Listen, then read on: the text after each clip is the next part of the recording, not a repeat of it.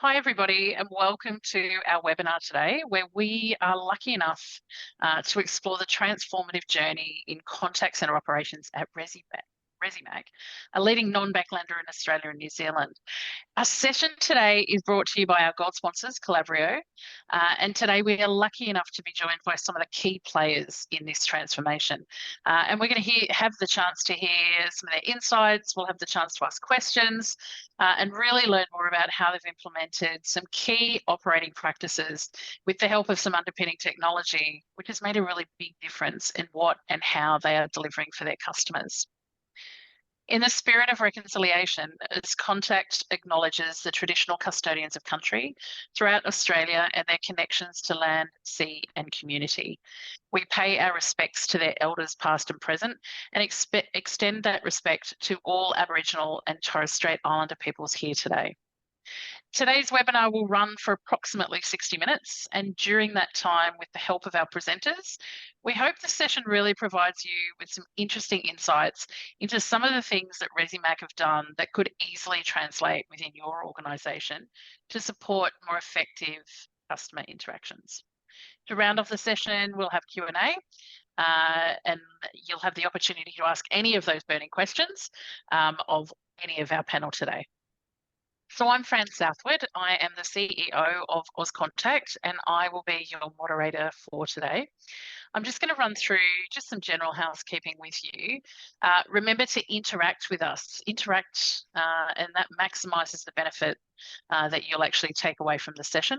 There's no need to take too many notes because we will provide you with the recording of the webinar and give you the opportunity to pick up any of the additional information you may have missed. We would love you to use the Q&A button on the control panel. You can ask questions or make comments for, again, any of the panel members.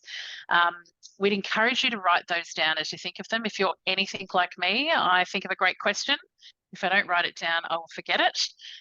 So write them down. If it makes sense, I will actually jump in and ask Sean, Rima or Richard the question as it relates to the slides or the areas that they're actually talking about right then and there. Otherwise, we'll keep them for the end where we have some Q&A time set aside. If you're listening through headset or speakers and you experience any issues, note on the control panel you can click the raise hand button and one of the team will jump in and help you. Alternatively, in the email of your registration, it's got all the phone numbers you can dial in if that is required. So I'm going to stop talking. I'm going to introduce our speakers for today first, and then we're going to hand over. So I'd like to introduce Rima Eastwood, who is the Head of Operations at Resimac. We've got Sean McBride, who is the Chief Operating Officer at Customer Driven. And we've got Richard Lundgren, who is the Customer Success Manager at Calabrio. Thank you all for coming along today. Cannot wait to hear about this. I know we've got lots of members and lots of people online who sometimes think, where do we start? And equally are constantly focused on customer. So being able to hear the experience, certainly Rima, that you've actually taken your organisation through is something people love to be able to learn from. So Sean, I am going to stop talking and I'm going to hand over to you now. Can't wait for the session, guys. Thanks. Thanks very much, Fran, for the very warm introduction. And it's wonderful to be here today with my co-host, Richard, and our guest, Rima, to hear all about the Resimac operational excellence journey that the team's gone on over the last 12 months.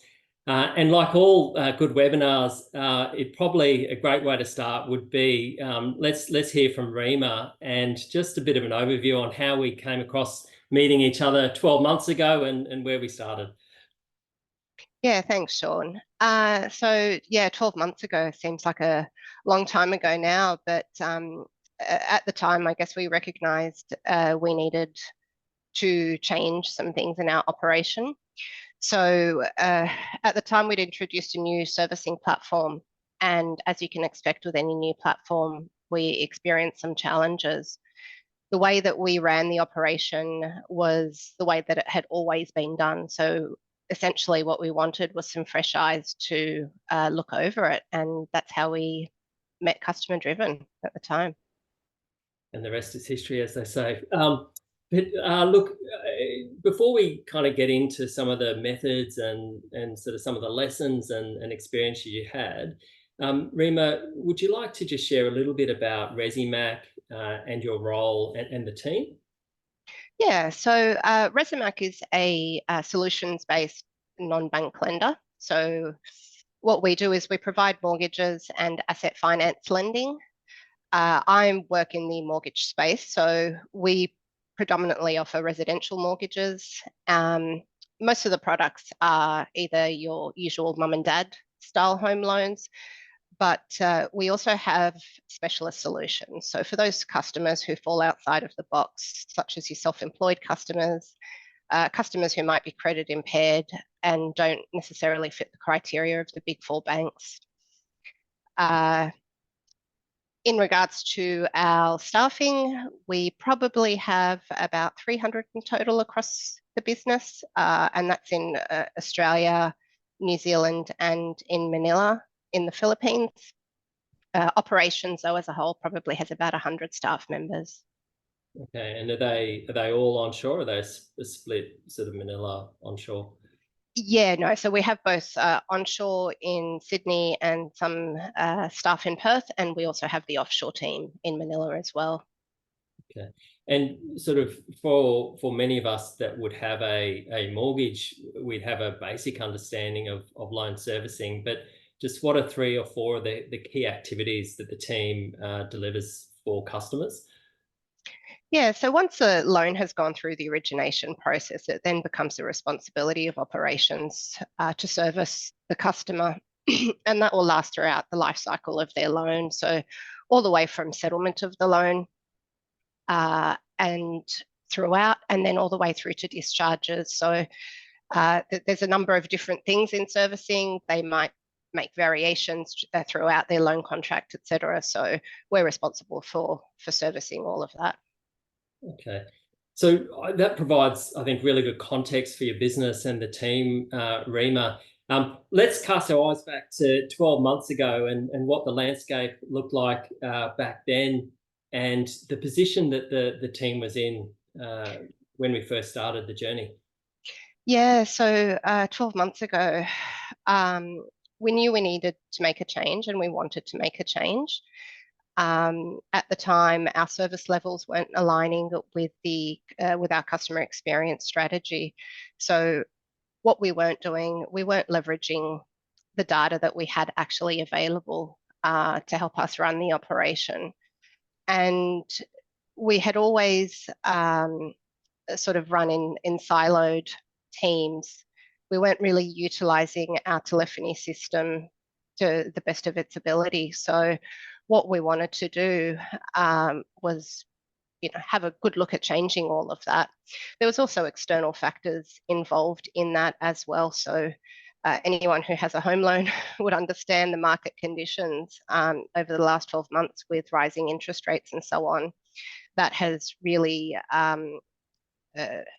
sort of prompted us to make a change and to be able to, stand out from the rest. I think some of the other factors, I think, in terms of rostering and real-time management, how were you going with some of those underlying activities? Yeah, look, we had fixed rosters, so we weren't efficient where we were utilizing our staff at the time, and real-time management, I guess, was more reactive and not always data-driven or action-orientated sort of. So it was something that we didn't really do well at the time. Okay. So again, I think you painted a good picture for where you were. I think how you go about sort of getting a change is probably something I know the guests on the call are keen to hear from you around how you got started on your journey of operational excellence. Yeah, so we worked really closely with the Customer Driven team. Over a period of a few weeks, we reviewed end-to-end operations, which covered 12 different dimensions that you'll see on the slide. For us, what it meant, we wanted to be what's indicative of a well-oiled machine, which is where we wanted to head. The discovery period was based on data-backed findings, and that sort of outlined our current state at the time. That was then followed by recommendation and approach to closing those gaps. The program went for 16 weeks, and it was supported by the team at Customer Driven for 4 days a week. And that really helped us to fast track and get the critical foundations that we needed to get done. And then the second part of that is more of a long-term roadmap, which we're still currently working through today. I think when you start a journey like you've undertaken, there's a lot to do, and I know around that wheel, that's a methodology that we use that comes from experience in leading and running large operations. And we talk about 12 enablers as independent enablers, but highly interdependent.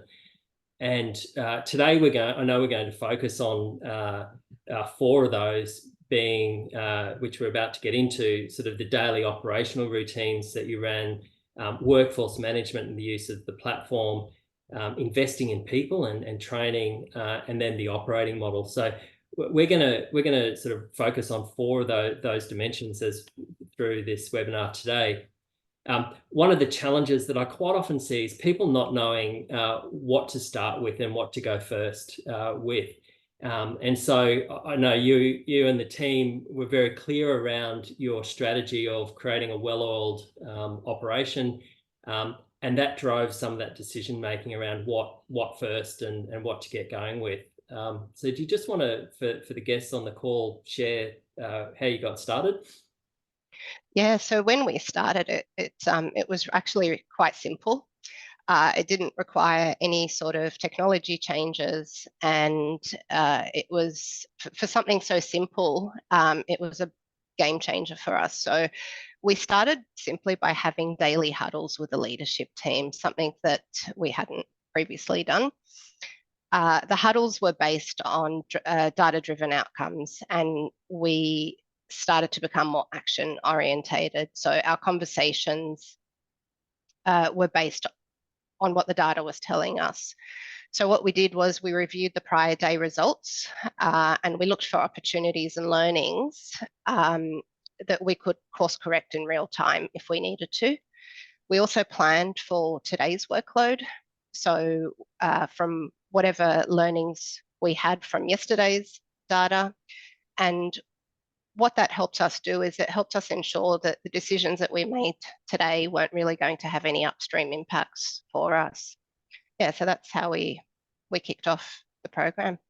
So the morning huddle, which I'm sure many people on the call are familiar with, and probably do that practice today. I know, Fran, if you're keen to, as we were preparing for today, we had a conversation around that ceremony and the practice and the importance of revisiting the health of it.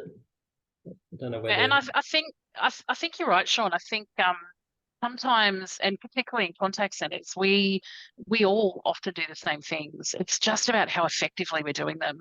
I speak to a lot of members who do the huddles, and Rima, I know you talked about really reinventing and revisiting how effective they were, but equally, understanding the skill of the people involved in it.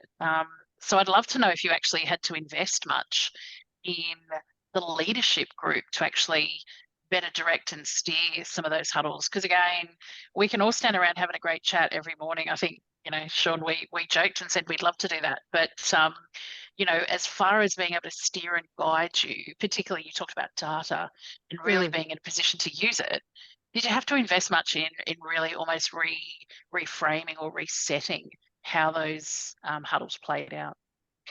We did. We didn't want it to be just a conversation for the sake of having a huddle or a conversation. So we had some pretty hard taskmasters at Customer Driven keeping us on track, and that really helped. And I think that's where the investment is we really just focused on what is it that we're trying to get out of these huddles, and what's the information that we really need. So it took a a while to kind of get used to into that rhythm. Also, it wasn't something that just happened overnight. Like, we're still even building on it today. So I guess, yeah, we're always investing in it, and we're always coming up with new things that, we didn't think of in yesterday's huddle. Yeah, I think that as a ceremony, it's key, and that operating rhythm around understanding the performance and then making decisions. And I know the team's working really hard. So I think one of the sort of hints and tips sort of out of today is, as Fran said, maintaining the focus and looking to always striving at every one of those to improve. I think the team's done a great job in that focus. I think on the picture that flashed up before, we saw a huddle wall behind your team, Rima, in their morning huddle, and it did look a bit staged, but I can assure you that is a real picture of the guys on the floor. Huddle walls are always really interesting. I think when you walk onto a floor and you see the currency of data, decisions register, praise, a brag board or something praising people, but the core operational metrics that are indicative of the drivers of performance, I think are a really big sign of the health of that ceremony. I know sort of after getting the huddles in place and that ceremony, the next step was to get some stronger disciplines around workforce management. And we'll spend a bit of time in this one, but workforce management as a practice and the routines and the platform that you chose with. So do you want to share, Rima, a little bit around what you did next around workforce management and getting that capability in place? Yeah, so like you said, Sean, it was something that we really wanted to get in place. Our telephony system, 8x8, didn't actually have the capability to do that. So what we needed was a fit-for-purpose solution, and that's how we came across Calabrio. So we have our tech teams, so the Calabrio 8x8 team and our internal tech team sort of all integrated the systems. Calabrio is a really good choice for us. It provides everything that we need it to provide. We also went on a bit of a journey with that as to how we actually run the workforce management. So we had three sort of options. We could go out externally and hire a workforce management expert. We could upskill internal staff members to take up that function. But ultimately what we decided on was the managed service with Customer Driven, which is what we chose to go with. Yeah. Just the slide up on the screen, just for the audience, is the methodology that Customer Driven deploys in our managed service. But I think I'll come back to the managed service in a moment, and just around the Calabrio platform, probably two parts to that. One's the technical implementation of it, and then the second is the activation of it and the use by your team. So and quite often technology projects are a bit scary for people, but do you just want to share your experience around the technical implementation and the timeframes? Yeah, so look, it was all smooth sailing, I guess. It worked really, really well. Like I mentioned, the tech teams at Calabrio 8x8 and at Resimac all worked really closely on the integration side of things together. And when that was integrated in early 2023 and late 2023, and then we went live in February. What we wanted to do was hold off around the Christmas period, people going on leave and holidays, etc. So, which is why we held off and went live in February with that. Okay. So just to pick up on that, Rima, you've been live for a couple of months now on Calabrio. How have you found that helping you compared to where you were previously with your kind of fixed rosters and no real-time management, that kind of thing? So what are the parts of the product that have really kind of helped you to deliver that service? Yeah, look, there's quite a bit there, Richard, that we're we're really relying on Calabrio for. Something simple, I guess, is we used to use the good old Excel spreadsheet to keep a track of leave, as an example, with the leave register. So staff now have the ability to actually go in and view the quota that's available for leave on any given day. They can submit that themselves and they get an automatic, approval or a wait list.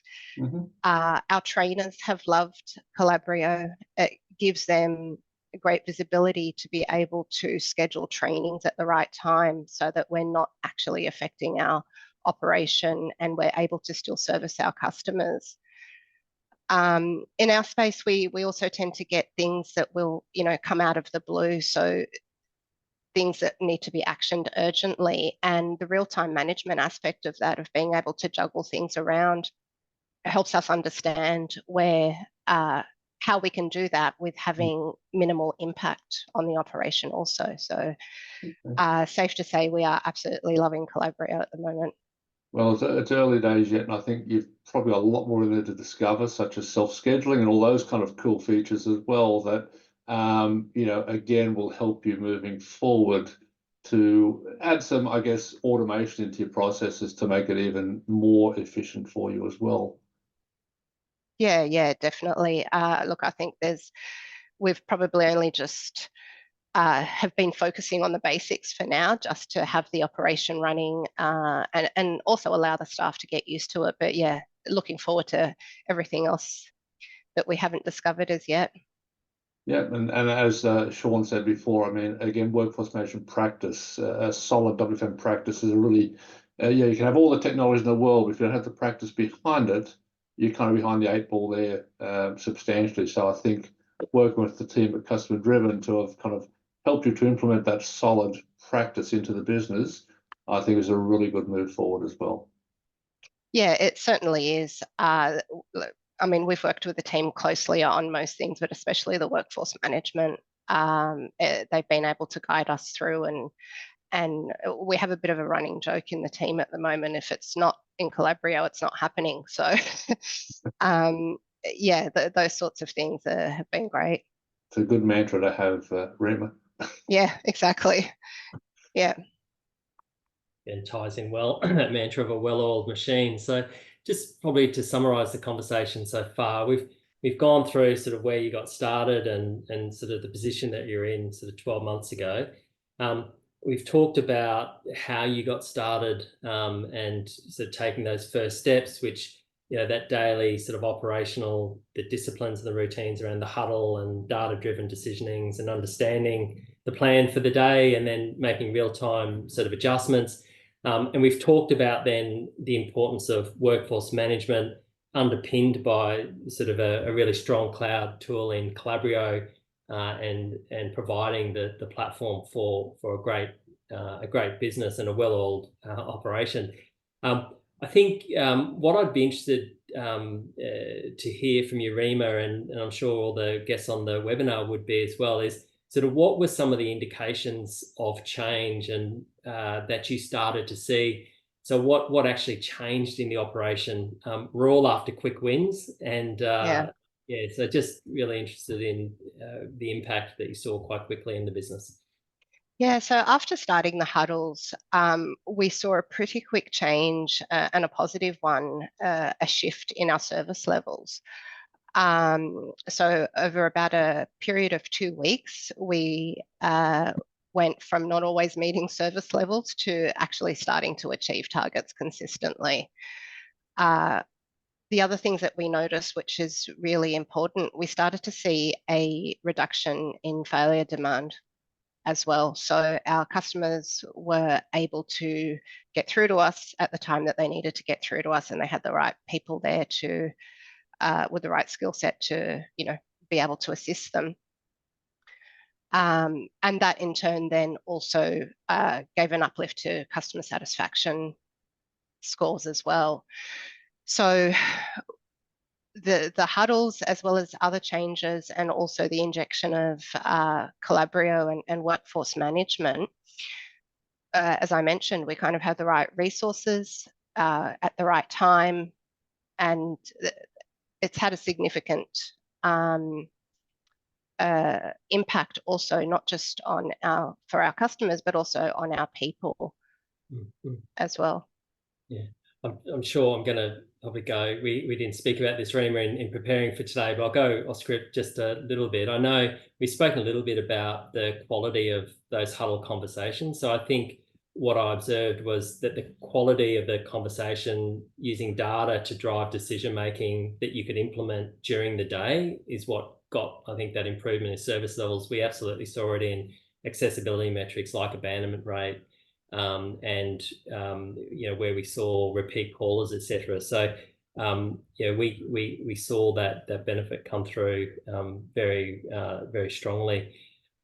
I think the other thing that we observed with your team was those huddles and those ceremonies and those routines drove a much greater understanding of the root cause of the areas of high performance, but also the areas of underperformance in the business.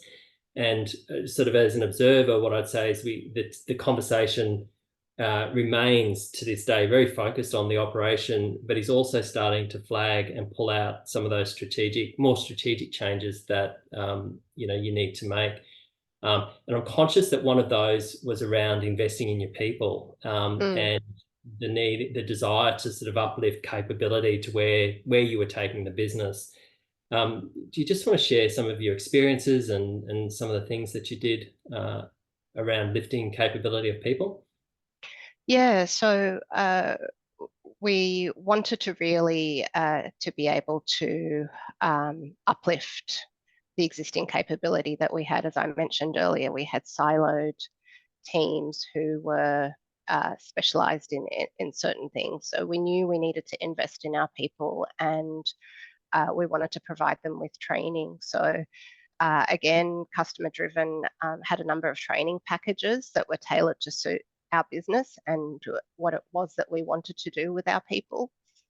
So one of the first things that we did was we did the leadership coaching for success program, which is basically a training that takes the leadership team through things such as one-on-ones, how to have coaching conversations and have meaningful coaching conversations to be able to identify training gaps, etc., within their teams. That also included situational leadership as well. There was workforce management training, not only on the system on Calabrio itself, but also the origination of where workforce management comes from. We went into things such as learning about Erlang's C method and so on, and the history of how we used to do things to how we do them today. So that was really important because it helped people to understand, the importance of adherence to schedule. And we also then completed a customer foundations training. So to really uplift our people in being able to provide the best customer service possible, which aligned with our customer experience strategy. I know sometimes when you, as a leader, and I've experienced this many times myself, sometimes always taking people along the journey of change, particularly something with workforce management, which needs to be done well, and introducing it into a business. There are lots of benefits that come from what you've done, including finding some time back for the team. So I know you've reinvested that time in some things that the team now really, really value. Yeah, we sure have. So with workforce management and Calabrio in place, what we're able to do is we've freed up some capacity. So that time we're able to now book in scheduled regular one-on-ones. We have not just leadership huddles, but every leader will go away and have a team huddle with their own team as well. And obviously meetings and so on.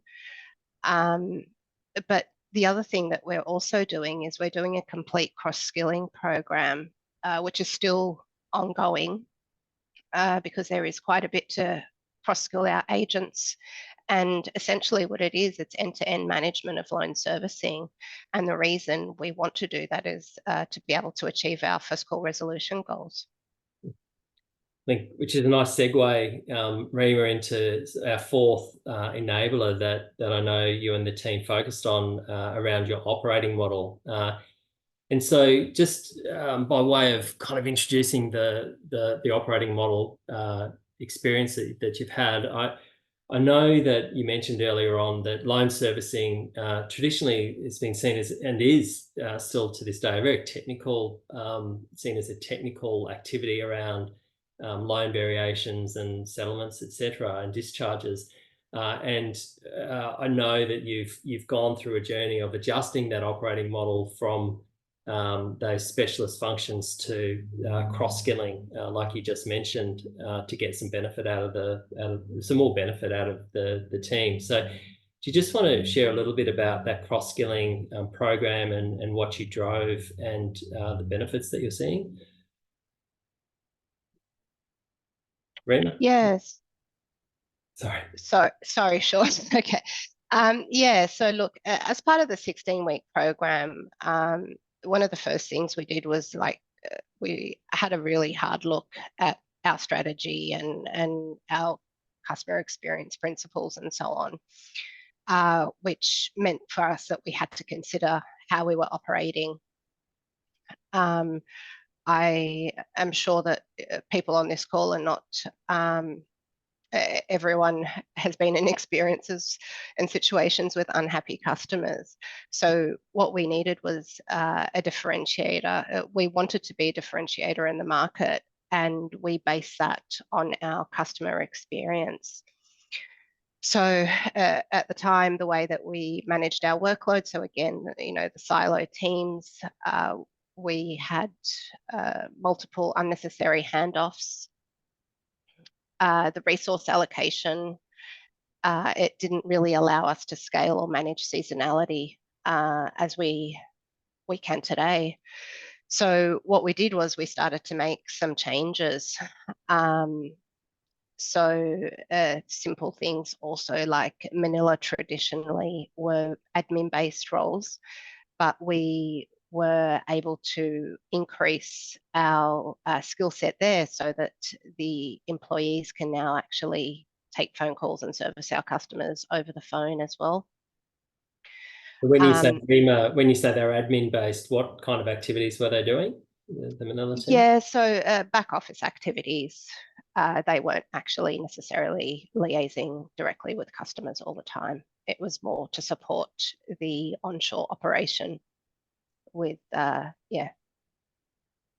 back office stuff. Okay. Thank you. Yeah.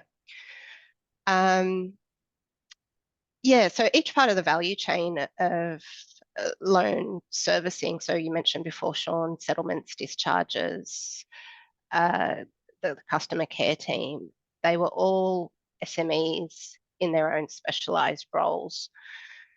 So that made us ask the question of, well, what do we need to do to get people cross-skilled against each other's specialties, so that we're able to utilize our agents to the best of our ability, but also not only from a customer experience to achieve first call resolution, but also from an employee experience, because it's, as you can imagine, you're being asked questions about things that you don't understand. It can become quite frustrating for the staff. So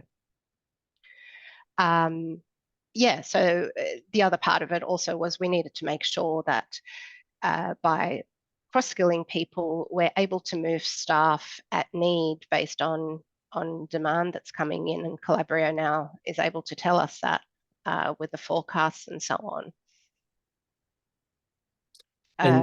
Yeah.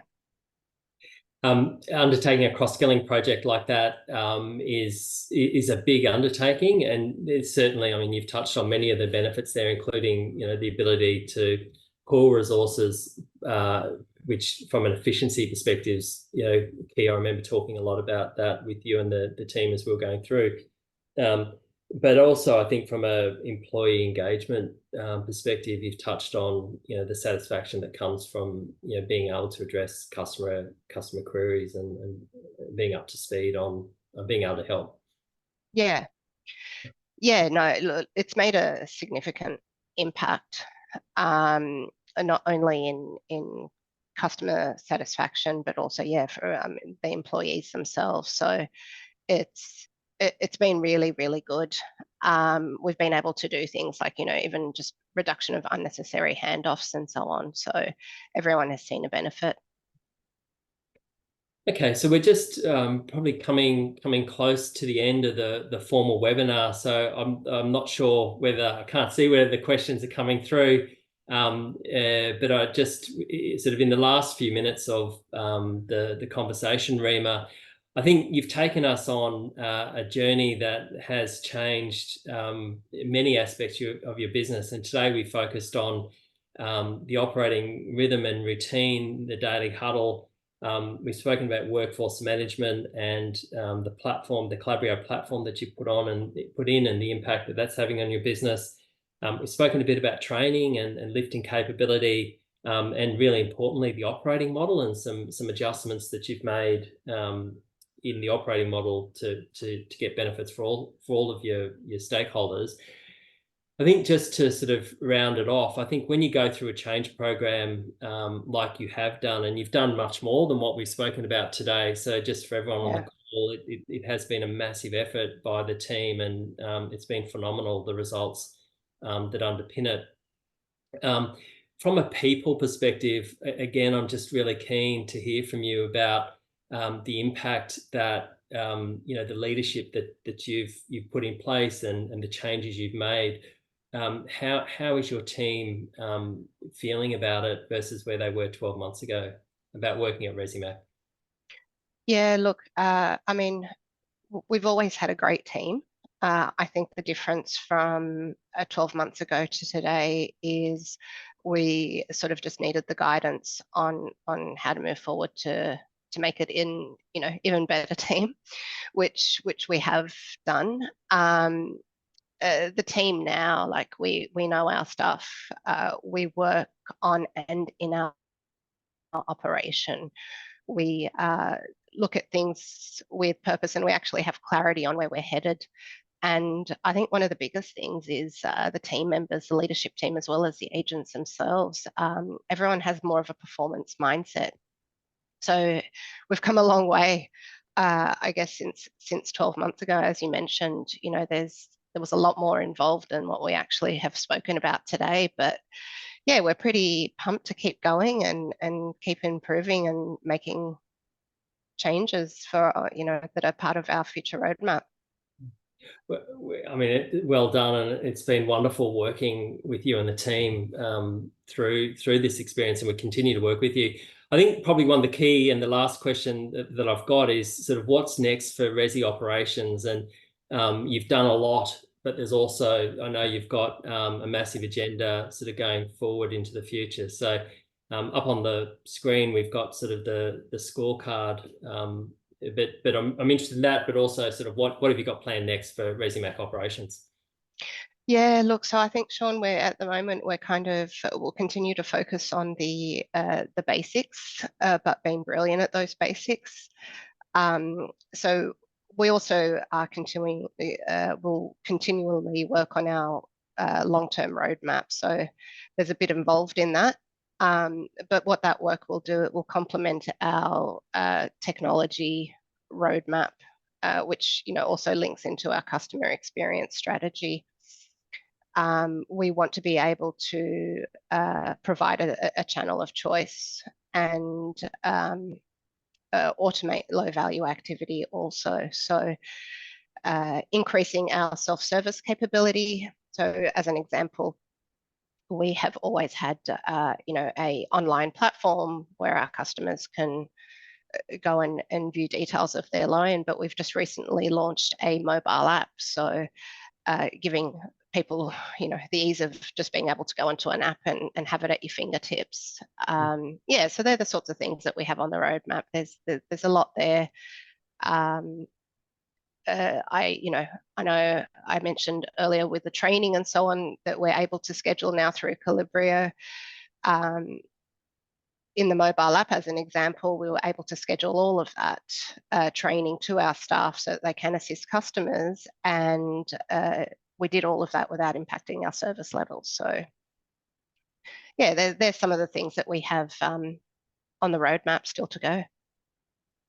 I think that's I'm wonderful. gonna jump in. We've got a few questions, and they're really good questions. And I think hearing everything there and Sean, that wrap up beautifully around that focus on people and the operating rhythm, that visibility and capability. I think I love the investment, Rima, that you took us through. That Resimac really saw this as a whole of organisational focus, as opposed to any one of those things, which in isolation can make a difference. But actually, when you bring all of this together, it's where you really start to see that magic. So, if I think about how many times people in contact centres move from an agent to a team leader because they were great at an agent, they were fantastic as an agent, but actually they're kind of left there hanging. So it sounds to me the work that you've continued here is really focused on what's the role and what's the best you can be in that. So really that capability uplift. So hearing that investment, is really good. I think you guys are doing some fantastic things there. A couple of questions about the training though. You talked before about your cross-skilling program, and we all know a lot of people don't love change, and in contact centres particularly, where there's a bit of that loss factor to think about. Knowing that people can often be change resistant, how did you manage the change with staff around that upskilling, particularly if it was about areas that they were quite isolated and siloed in as experts? How did you overcome and navigate that change resistance? Yeah, so great question. It had its challenges, that's for sure. I think the key piece there was communication. We were honest and transparent about the change that was to come, and it was continuous communication regarding the change. What is the change? What does it mean for me? How will it affect me? To obviously highlight the benefits of the change, and also to try and get people involved so that they're part of that journey to go along in making that change with you. I think if you can help them with those things and communicate as clearly and as much as you can, it keeps them informed. Like one of the things that previously I've been at Resimac for 17 years, so sometimes you would find something out, and if it hadn't been communicated correctly, people are lost by it. So we learned from previous mistakes, and communication is the key piece, I think, on that. I definitely agree with that. Rima, there's a question here in relation to your onshore, offshore, and the question specifically is, how did you bridge the gap between the onshore functional managers and Manila staff, particularly for things like your daily huddles, and also so culturally different as well in how they operate and how they manage. But did you use specific strategies that were different for the wholly onshore teams versus the Manila group, or did you actually just say we're all in? What was your approach?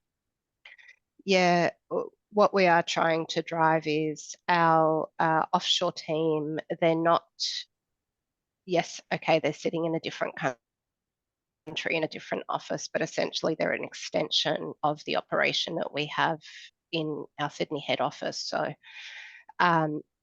they are involved in the team leader huddles, they're involved in the team meetings, they have their own huddles, they share the same sort of stats and display the stats that we have on our huddle board as an example as well. So it was more just about, again, that involvement and having them more of an extension as a separate function to what we do. In regards to the cultural piece, yes, there were again some challenges also with how they would deliver certain messages and how those messages are perceived. So what we did is we kind of what we try and do is we deliver messages that will come from myself as well as the leadership team so that it's consistent across everyone, and everyone is getting the same message. And what we found is it's bridged the gap quite a bit between the onshore and the offshore teams. There's things even just like, daily chats and so on that will be flying around between the teams, etc. So all of those things, just constant communication, it really helps us to bring the team together as a whole. Just to probably sorry, you go, Sean. Prompt you a little bit, Rima. I know you invested in rotations a little bit between Manila and onshore. In rotations, did you say? Yeah, so I know Mark spent some time with visits. Yeah. So we do have staff that will go. So our trainers will travel to Manila. We've actually just started we've created a training role on the ground in Manila. So that staff member came to Sydney for 2 weeks and, sat with us and saw how we did things here. So we do have visits constantly. There's always, whether it be them coming here or us going there. So, and obviously with technology today, face-to-face like this over video as well happens all the time as well. Yeah. Definitely makes it easier, doesn't it?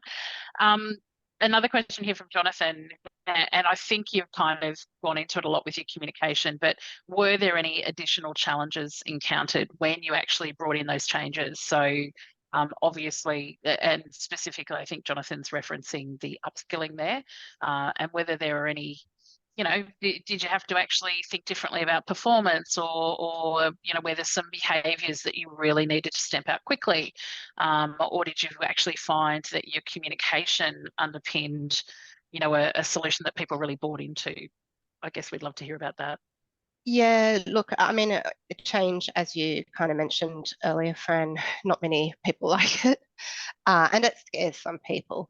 So yes, the communication piece played a big part in that. In regards to like the cross-skilling and so on, there were some, you mentioned certain behaviours. There were people who, I guess you'll always have people who aren't on board with a change. So with those people, we almost challenged them to a point of what is bad about this change. And some of those challenges, they weren't actually able to give anything substantial back as to why the change shouldn't occur. So, but of course that was done in a way of, open conversations and one-on-ones and so on. But, the team, like proud mama bear sort of thing, they've taken to it really, really well. So it's, it's been great. If you think about, some of the things you've talked about today, in my mind, if I think about true transformational change, anything that's going to lead to those effective improvements, it's always based in empowerment. And all of the things that you have talked about today are so grounded in empowering your people at every single level, data-driven and purposeful huddles, and the impact of the visibility of results, the empowerment when people can actually see and really understand. So I go back to your holistic approach, made sure people understood what the data meant. Then they understood how they can actually apply levers. And then you can actually reflect on it and say, what did it do? So suddenly you're not only skilling and building capability, but you're actually building decision makers who are curious and, looking for ways to actually impact and shift and change, because it's constantly visible. Have you found it's made a difference to, how your leaders lead? So again, when you've got visibility of everything, right, it's actually really easy to have conversations about expectations, conversations about accountability. And it's really then easy to then have that coaching conversation. And look, we all agreed, we knew we'd do this. Why haven't you done it? So it really leads into, a truly open and transparent environment. Have you seen people absolutely excel with this? I would call it newfound empowerment. I think it sounds fantastic. Yeah, I have. The leadership team, just you can see it in their actions, the things that they're doing, the words that they're using. that they all have purpose and they're being said for a reason.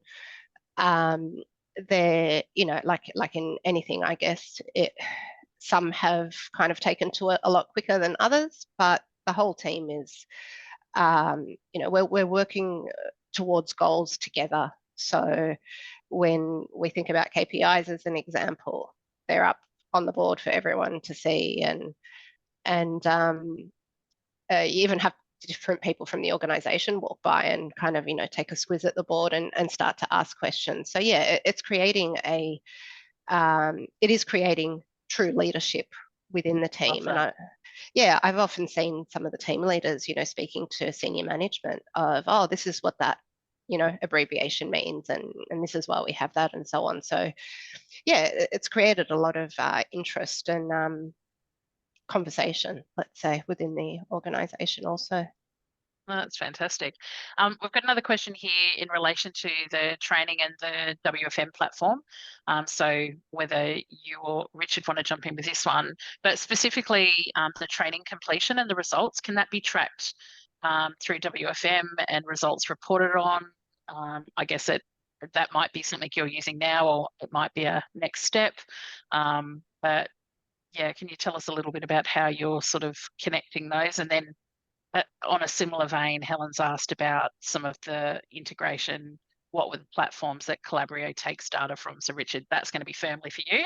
But Rima, as far as your training completion and results, can you track them now in WFM and then make sure that the right work's going to the right people with the right skills at the right time? Yeah. So with the way that it works, you have, you know, you have your agents, you know what skill sets they have, and of course that changes over time as people continue to get cross-skilled and so on. So we can track that. It's still obviously a work in progress. So what we've focused ourselves on more so for the last 12 months is our telephony. So now we're starting to look at the office, back office work, which is the admin part of the role and the more processing and so on. So all of that can be tracked, you know, depending on the skill sets, etc. Excellent. And Richard, in relation to integration, so the question specifically is, what were the platforms that Calabrio takes data from? I think in Rima's case, it's from 8x8, I believe. Yeah. But we integrate natively to about, you know, in excess of 80 separate platforms, both telephony and non-telephony, as well as payroll systems, HR systems, that kind of thing. And if it's something weird and wonderful that we've not integrated to, we can always do a custom integration for that. Plus, there's obviously the ability to import data via APIs as well. So there's a multitude of different ways we can get data from whatever system a customer has into the platform to then be utilised for forecasting and scheduling purposes. Well, thank you. Rima, I know that you touched on earlier and you sort of bookended the results that you guys are seeing, and it was lovely to see some of those greens. I know you had a little orange there that you're still working on, and I think you said it in your very initial opening. You're never done, right? It's always what next, or how else can we rethink what we're doing and what our focus is. So I love that too. But were there any standouts for you in relation to, I know you talked about, you know, some of your SLAs you weren't meeting, so I don't mean down the granularity of, you know, what are you getting, but are you now seeing some really, obviously you're seeing green, so, you know, across the board, are you seeing improvements on most of your key metrics? 100%. I think there has been improvement on pretty much every metric that we have, or goals that we've set ourselves. You know, as you said, it's always a work in progress. We have a backlog, a laundry list of items that we could go on with for days and years on end. But yeah, no, there's been a significant uplift in the metrics, and that's been evidenced by our customer satisfaction scores, and even just from employees themselves have been a lot more relaxed in their roles. So, Calabrio tells us where the demand is coming in and how many people we need to allocate to that particular task, so people aren't stressed anymore. There's help there. They're not having to do overtime or so on. So yeah, no, to answer your question, it definitely has been a huge uplift. What about your customer experience impact? What can you tell us about that? What's changed? Or, and again, it might be that it's not necessarily visible. Your back end isn't visible to your customer, but certainly they can feel it when your agents are feeling a particular way about your organization. It definitely flows through. So are you hearing anything from your customers? Are you seeing a distinct change in, some of the feedback, etc., that you're receiving?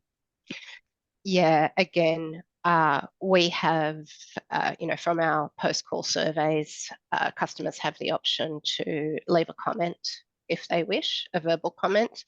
So we take those verbatims and we constantly share them, and it's normally along the lines of, great, Sue, I'll use Mary as an example. Mary is great, knowledgeable,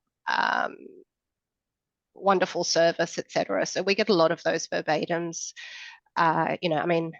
There's customer complaints still happen anywhere, right? It doesn't matter how good it is. But yes, no, it's definitely been excellent, and they're shared amongst the team.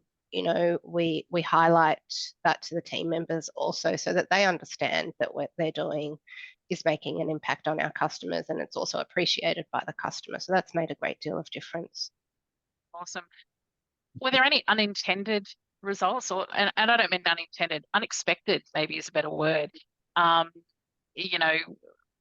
there things that you're seeing in the environment that you didn't necessarily expect to see so quickly? I know we talk about things like engagement and attrition rates and tenure and stuff like that.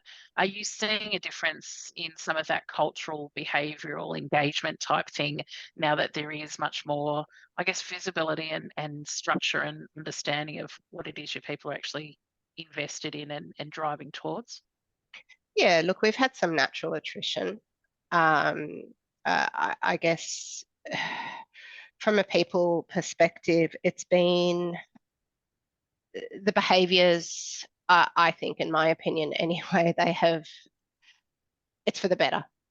Yeah. So those results that we're achieving, recognition, and that the employees are receiving from that, it's all about positive change and driving that, getting the outcomes that we're aiming for, basically. So I think you asked if there was something unexpected. I think for me, probably I would say the consistency of constantly meeting GOS and meeting our abandon rate targets, and so on. I shouldn't say it's a surprise, but it just goes to show that I didn't, something as simple as a daily huddle, as an example, that's gone a long way to achieve in meeting those results. So that for me was probably the highlight of the most consistent results that we've received so far. Yeah, awesome. Yeah. I am mindful of time. Thank you to everybody that's come along. Thank you, Rima. Thank you, Richard. Thank you, Sean. Fantastic session. And Rima, we can't wait to hear how you continue to not just evolve, but delight your customers. But equally with that people focus, I love it. And if there's one thing everyone should take away from this, in my mind, it's to go away and reflect and say, how can you be brilliant at the basics? So thank you all. Fantastic session. And we can't wait to see you all again next time. Thanks, everybody. Thank you. Cheers all. Thank you.